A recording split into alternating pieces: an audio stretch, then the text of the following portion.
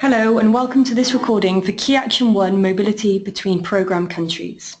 This recording is designed to give you an introduction to this call, and if you have any questions after watching this webinar, please contact the Erasmus Plus Higher Education Helpdesk, the details for which will be provided at the end of this presentation.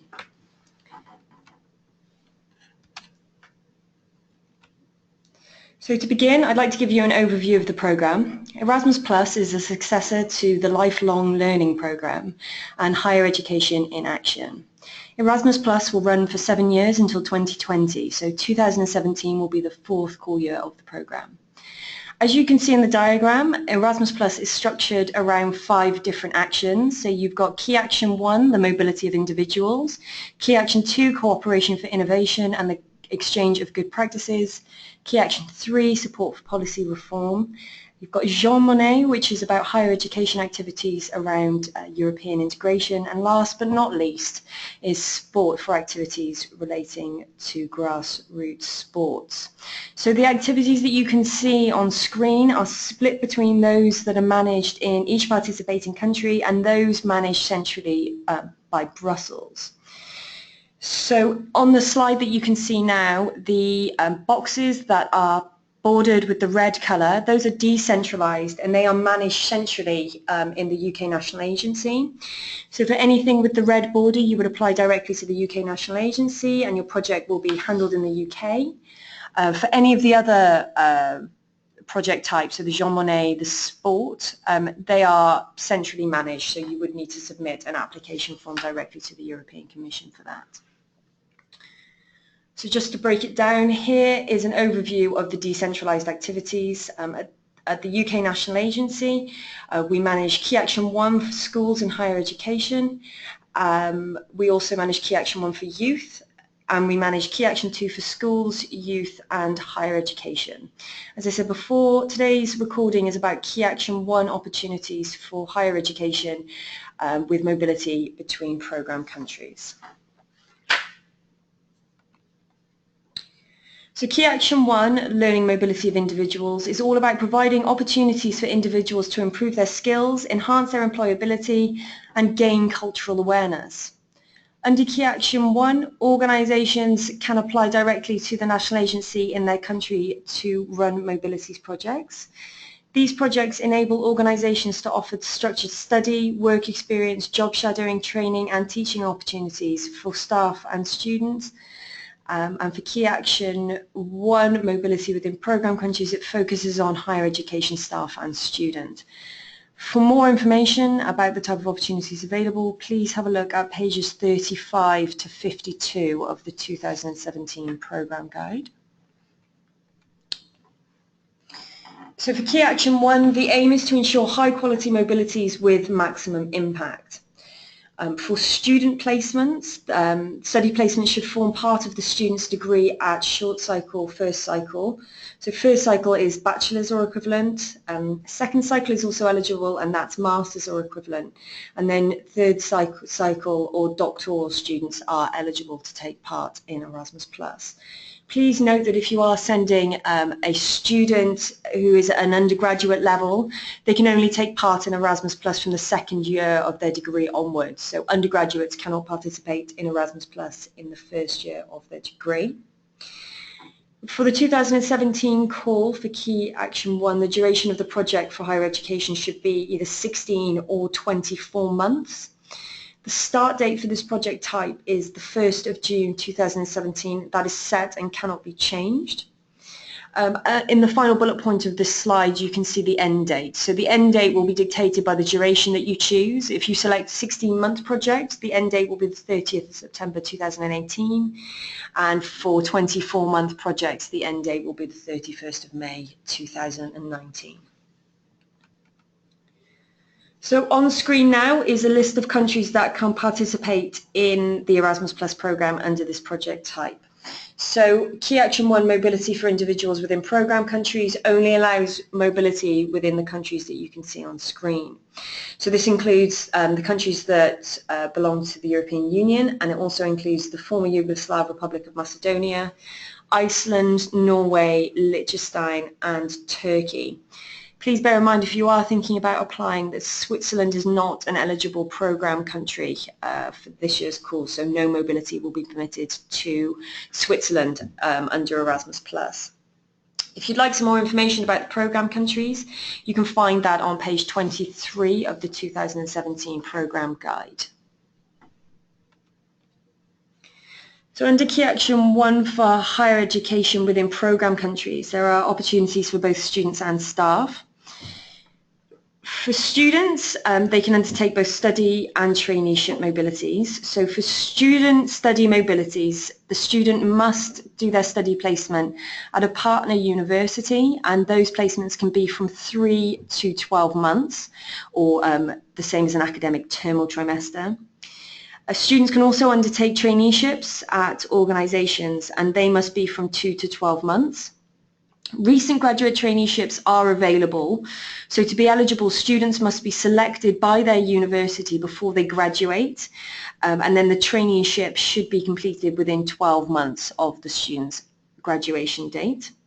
Please note that under Erasmus+, students can only undertake a maximum of 12 months Erasmus+ mobility per cycle. And what I mean by cycle is the undergraduate, master's and doctoral level. So if you have, for example, a student at undergraduate level, even though it's 3 years long, the student can participate from their second year, but they could only do a maximum of 12 months placement under Erasmus+ over those 2 years. So just bear that in mind. In addition to these opportunities for students, there are teaching and training opportunities for staff.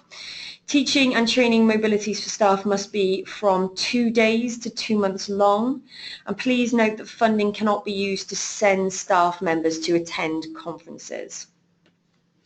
Please note that only staff members that hold a contract of employment with the organisation receiving funding can apply for Erasmus+ staff mobility. So that can be full-time staff, it could be part-time staff, it can be anyone from an academic to someone in an administrative role, provided that staff member has a contract of employment with the organisation that's receiving the funding. They would be eligible in terms of the programme rules to apply for Erasmus+ through their organisation.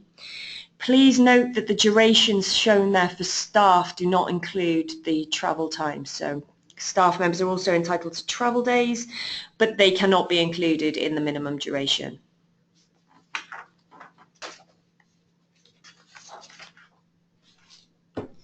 So now let's look at what these kind of projects will need to be composed of in terms of the organisations. So for your project, you must have at least one partner organisation in a different programme country other than the UK. And just some more additional information for you, there is organisational support funding awarded, and this is dependent on the number of mobilities that you've received funding for.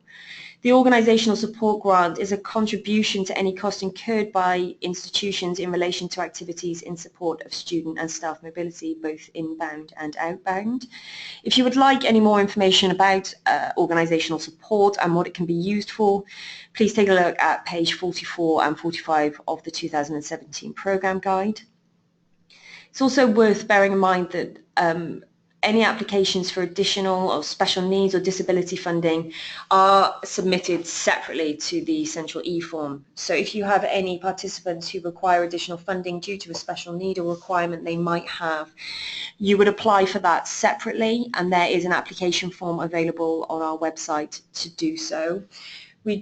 Those applications forms for the special needs support will be submitted directly to the national agency for your country. We assess them on a case-by-case basis, and we do recommend that you submit and get the additional special needs support funding approved prior to the commencement of the participant's mobility.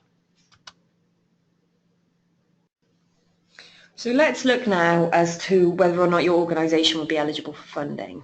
So only higher education institutions that have been awarded the Erasmus Charter for Higher Education, or ECHE, can submit an application. If your higher education institution has not yet been awarded the Erasmus Charter for Higher Education, then your application will not be considered eligible. There will be a call for applications for the Erasmus Charter for Higher Education released later in the year. So if you apply for that Erasmus Charter for Higher Education later in the year and you are successful, you can apply for funding in the 2018 call.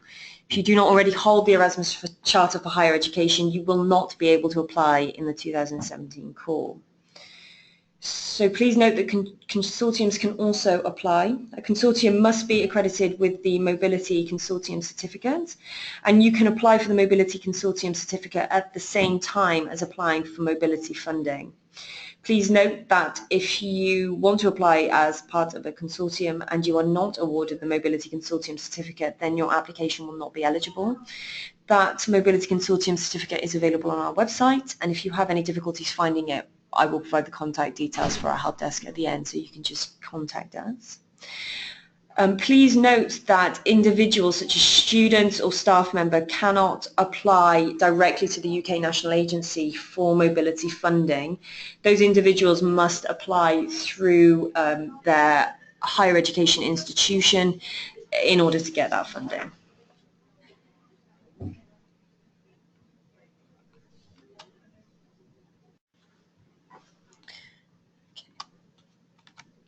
Another important thing to bear in mind is operational and financial capacity when considering submitting an application form for Erasmus+.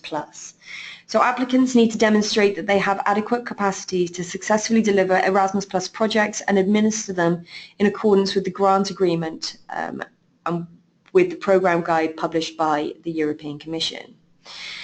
When you submit the application form, there will be a declaration of honour that needs to be attached, and we do cover that in our guide on how to complete the application form, which is a separate video. But effectively, by signing that declaration of honour and signing the grant agreement between your organisation and the national agency, you agree to the terms and you agree that your organisation has the operational capacity to deliver the Erasmus Plus project at your institution.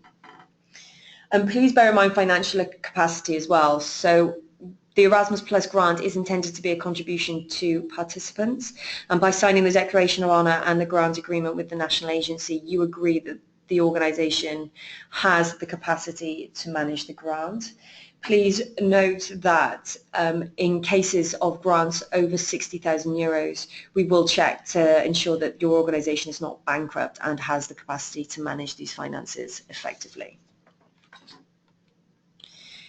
Just to let you know the deadline, so the deadline for applications for Key Action 1 mobility within programme countries for 2017 is the 2nd of February 2017. You must submit that form by 11 AM UK time, and that's 12 noon Brussels time. It will be reflected on the form as such, but just bear in mind that deadline is fixed. Any applications received after that deadline will not be accepted.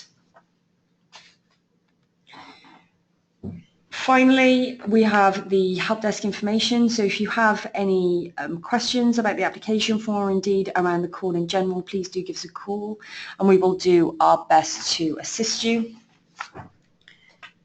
All that remains for me to say is thank you very much for listening and best of luck with your application form.